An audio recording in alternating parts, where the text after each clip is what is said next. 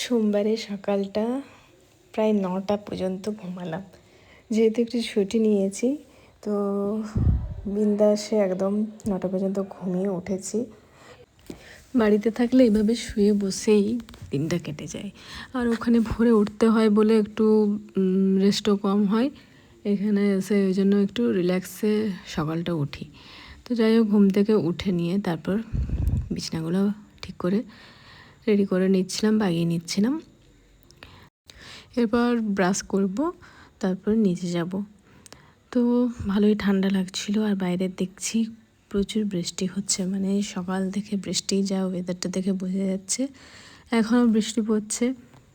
তো চারধারটা শুধু এরকমই লাগছে, সাথে সাথে একটা ওয়েদার। দেখুন, বর্ষাকালে কিন্তু এই সবুজ সবুজ গাছের উপর যখন বৃষ্টি পড়ে দারুণ লাগে সেটা দেখতে।